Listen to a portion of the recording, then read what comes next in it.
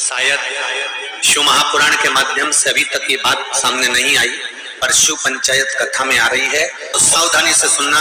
एक प्रश्न हमारे भीतर खड़ा होता है, जब हम सूर्य नारायण भगवान को अर्घ देते हैं, जल चढ़ाते हैं, तो वो जल पृथ्वी पर जब गिरता है तो उसके छींटे हमारे शरीर पर लगते हैं। क्या वो ठीक है?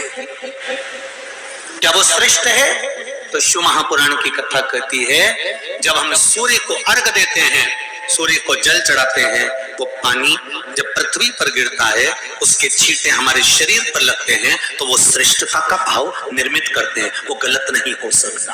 कारण अब वो भी समझ लीजिए।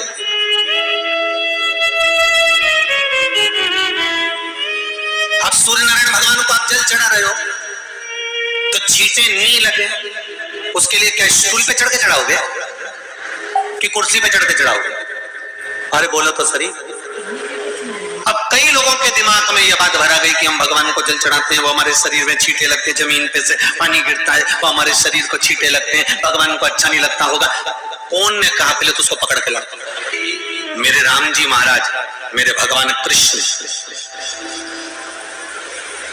बड़े बड़े संत, साधु, सन्यासी, तपस्वी, साधक, उपासक जितने भी हुए, जिन्होंने सूर्य की आराधना करी, इन्होंने टेबल पे चढ़कर या कुर्सी पे चढ़कर जल नहीं चढ़ाया, इन्होंने पृथ्वी पर खड़े होकर ही, क्योंकि पृथ्वी तत्व के देव है शिव।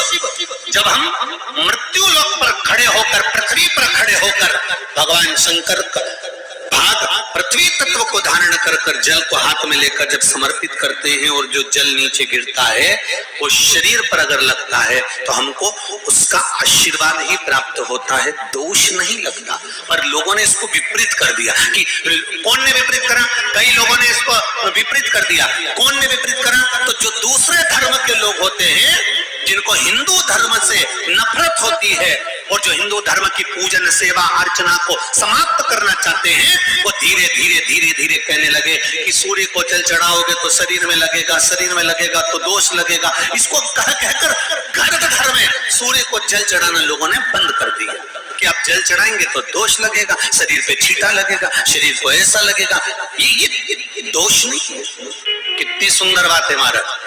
सूर्य नारायण भगवान को जब जल चढ़ाया जाता है, हाथ सिर से 8 इंच की दूरी पर होना चाहिए।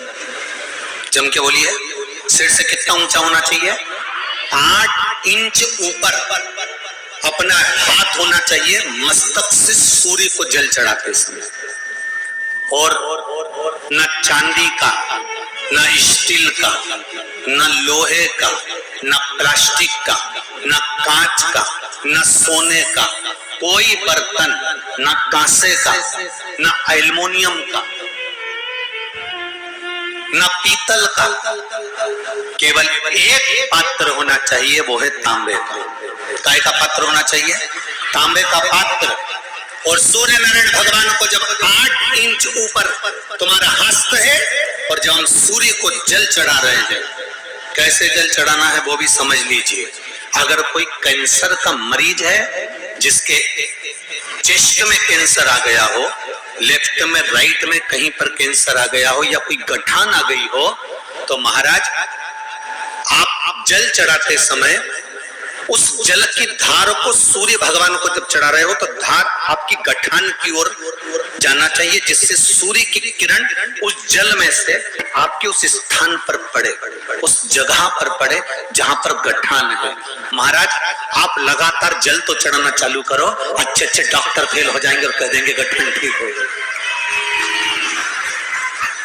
आपका लीवर और किडनी गड़बड़ कर रहा है, आप प्रतिदिन, आपका स्वास्थ्य गड़बड़ रहता है, आप प्रतिदिन ये ज्योतिष शास्त्र के अंतर्गत, रत्न शास्त्र के अंतर्गत, ये रत्न शास्त्र, ज्योतिष शास्त्र, रंग शास्त्र जो हमारे यहाँ है, रंगों के हिसाब से ये जितने रत्न होते हैं, माणिक हुआ, सोने, मोती हुआ, नीलम हुआ, मूंगा हुआ, पुखराज हुआ, ये क्यों कहते हैं ये पीला है, ये सफेद है, ये नीला है, ये लाल है, इसको शरीर में क्यों पहनाते हैं? उसका कारण होता है कि जब शरीर में पहनते सूर्य की किरण उसमें पड़ती है, हमारे शरीर पर वो कलर का इफेक्ट पड़ता है, उस कलर को शरीर पर लगता है और शरीर पर लगता है तो हमारा शरीर धीरे धीरे, हमारी जो इंद्रियां हैं वो सही होने लगती है, काम सही होने लगता है। तो आप कहते हो ना सब, मैं कौन सा नथ पहनूं, मैं कौन सा मोती पहनूं, मैं कौन सा पुखराज पहनूं, मैं कौन सा नीलम पहनूं, वो ज्योतिष शास्त्र के अंतर्गत, रत्न शास्त्र के अंतर्गत जितने रत्न हम पहनते हैं ये केवल उस किरण के लिए ही तो पहनते हैं कि जो सूर्य की किरण मिले,